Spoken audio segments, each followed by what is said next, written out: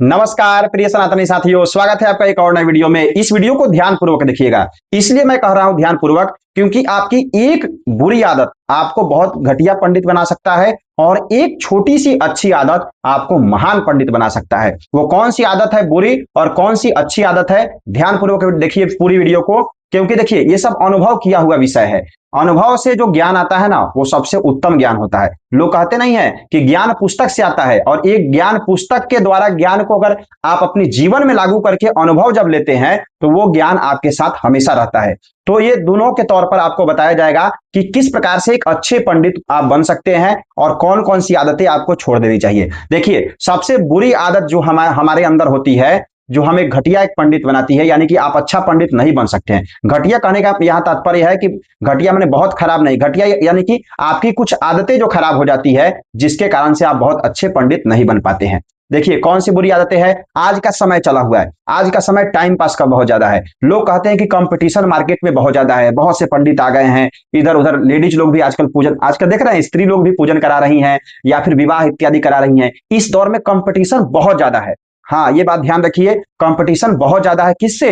पंडितों से नहीं है, बाहरी लोगों से आपको कंपटीशन बहुत ज्यादा है। इसमें आपको ध्यान रखना है कि आपको पहले अपनी बुरी आदतों के पर थोड़ा सा ध्यान देना है। कौन सी बुरी आदतें? लेट से सोना और लेट से जगना। जी हाँ, आज के समय में हम लोग सोचते क्या है, चलिए भाई जिंदगी कैसे भी है जी रहे हैं, नहीं, लेकिन इसे आपको सुधारना होगा। इसलिए सुधारना होगा कि अगर आप अपनी आदतों पर ध्यान नहीं देंगे तो यही आदतें आपको आगे चल करके खराब कर देगी। तो पहले उठने और सोने का समय निर्धारित कीजिए, क्योंकि इससे क्या होता है, आपके कुंडली में सूर्य और चंद्रमा दोनों ग्रह निर्बली हो जाते हैं, यानी कि उनका बैलेंस बिगड़ जाता है। तो समय से सोइए और समय से जगिए। पहले के ऋषि महर्षि क्यों इतना सुबह जगते थे और टाइम से सोते थे? क्योंकि उनके अंदर एक डिसिप्लिन था। तो डिसिप्लिन लाने के लिए आपको सबसे पहले समय से जगना और समय से सोना होगा, और अतिरिक्त समय पास करना बंद कीजिए। टाइम पास जो आजकल के पंडित लोग को मैं देखता हूं, कभी कभी हम लोग अनुष्ठान इत्यादि में जाते हैं, मेरी तो उम्र बहुत ज्यादा नहीं है, 25-26 साल उम्र है, लेकिन फिर भी हम अच्छे अच्छे आचार्यों को, पंडितों को देखते हैं जो हमसे उम्र में ज्यादा भी हैं। वो लोग समय पास बहुत ज्यादा करते हैं। समय पास कैसे करते हैं? दिन भर फोन देखेंगे, पूजन जैसे ही खत्म हुआ उसके बाद लगे फोन में टाइम पास करने, उससे मजाक, इसके साथ हंसी मजाक करते करते उनका समय कब व्यतीत हो जाता है पता ही नहीं चलता। और ये आपको भी पता नहीं चलेगा जब तक आपको यह रियलाइज नहीं होगा कि हमारे लिए जरूरी क्या है। तो समय पास करना बंद कीजिए, क्योंकि टाइम पास एक ऐसा सिस्टम है जो आपको धीरे धीरे खोखला कर देता है। ठीक है, आगे चलेंगे तो आपको अफसोस होगा। बहुत से आचार्यों से हम लोग बात करते हैं जो थोड़ा सा हम लोग से जुड़े हुए होते हैं, वो अपना दिल का दर्द बताते हैं। हाँ, सच्चाई मैं बता रहा हूं, वो अपने दिल का दर्द बताते हैं कि भाई तुम लोग इतना अच्छा वीडियो भी बनाते हो या फिर कहीं कहीं पूजन इत्यादि कराते हो, बहुत अच्छे तरीके से कराते हो, कोई भी आचार्य पंडित आ जाते हैं, तुम्हें कोई फर्क नहीं पड़ता है। क्यों नहीं पड़ता है? क्योंकि अध्ययन करना पड़ता है। जितना आप अध्ययन करेंगे उतना आपके लिए फायदेमंद होगा। टाइम पास करना बंद कीजिए। तो मैं कहता हूं कि अभी भी समय नहीं बीता हुआ है। अभी भी अगर आप, कहा गया है, कोई व्यक्ति एक विषय पर अगर 5 साल जम करके मेहनत कर दे तो उस विषय का वह एक्सपर्ट बन जाता है। ऐसा साइंस का रिसर्च है। ठीक है, तो आप भी अगर 5 साल किसी विषय पर सिर्फ कर्मकांड पर ही जमकर मेहनत कर दीजिए तो फिर आपके टक्कर का कोई पंडित नहीं होगा। ठीक है, तो ये दूसरी आदत क्या आपको छोड़नी है कि आपको समय पास करना करना होगा। ये दो चीज अगर आप सुधार लेते हैं, उसके बाद तीसरा जो पॉइंट है, ये अच्छा पॉइंट है। क्या? कि आप कैसे एक अच्छा पंडित बन सकते हैं। कुछ नहीं करना है, आपका जो नित्य क्रिया है वह आप अवश्य कीजिए। संध्या वंदन कीजिए, गायत्री का जप कीजिए, ये बहुत आवश्यक है। ठीक है, उसके पश्चात पुस्तकों का अध्ययन कीजिए। बिना पुस्तके, कहा गया नहीं, बिना पुस्तक के ज्ञान नहीं हो सकता है। ठीक है, उसी प्रकार से ज्ञान अगर आपको चाहिए तो आपको पुस्तकों का अध्ययन करना होगा। ऐसा नहीं कि एक दिन पढ़े और 2 दिन छोड़ दिए, 10 दिन छोड़ दिए, फिर समय मिला पढ़ लिए, नहीं। आप अपने मोबाइल में पीडीएफ रखिए। हमारे चैनल का भी बहुत सारा पीडीएफ है, इस नंबर पर संपर्क करके आप हमसे पीडीएफ ले सकते हैं। ठीक है, तो बहुत सारा पीडीएफ का आप अध्ययन कर सकते हैं। उसके बाद आजकल के समय में सोशल मीडिया पर भी बहुत सारा पीडीएफ उपलब्ध है।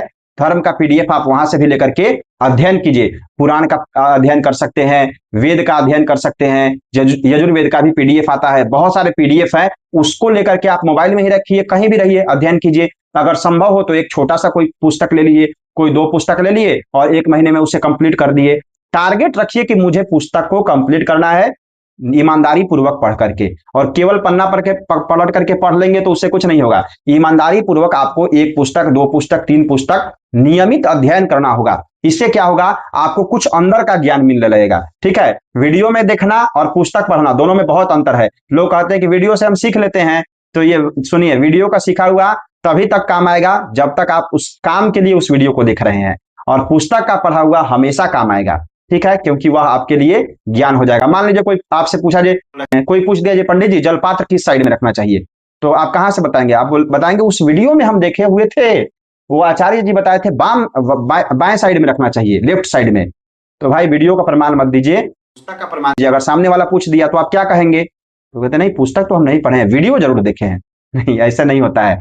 आपको उसके लिए पुस्तक का अध्ययन करना होगा। जब आप पुस्तक का अध्ययन करेंगे तो इस प्रकार का ज्ञान आपको मिलेगा। ठीक है, यहाँ एक पुस्तक आ रहा होगा, कर्मकांड मीमांसा। यह पुस्तक आप चाहें तो हमसे मंगा सकते हैं, इस नंबर पर मैसेज कीजिएगा। इसमें इतना ज्ञान दिया हुआ है कि आप समझ नहीं सकते हैं। ज्ञान का मतलब क्या कि आप बहुत प्रकार के, जैसे जलपात्र कहाँ रखते हैं, पूजन पात्र में यज्ञ पात्र इत्यादि कौन कौन से होते हैं, माला की क्या विधि होती है, जप अनुष्ठान इत्यादि कैसे कराते हैं, यानी कि प्रमाणिक जो बातें होती है इस पुस्तक में बहुत सारा दिया हुआ है। ठीक है, तो आप हमसे यह पुस्तक मंगा सकते हैं, या कहीं भी सोशल मीडिया इत्यादि पर भी आपको यह पुस्तक मिले, किसी दुकान में भी मिले तो आप वहां से इसे ले सकते हैं। बहुत सुंदर पुस्तक है। ठीक है, तो पुस्तकों का अध्ययन कीजिए। मेरे बहुत सारे वीडियो उपलब्ध हैं, चैनल पर जाकर देखिएगा कि पुस्तक कौन कौन से अच्छे होते हैं। उन पुस्तकों को मंगाइए, अध्ययन कीजिए, पढ़िए, क्योंकि कहा गया है नहीं, the best investment that you invest in your knowledge. थोड़ा सा इंग्लिश मेरा गड़बड़ है, यानी कि इसका कहने का अर्थ है कि सबसे बड़ा इन्वेस्टमेंट और अच्छा इन्वेस्टमेंट जो होता है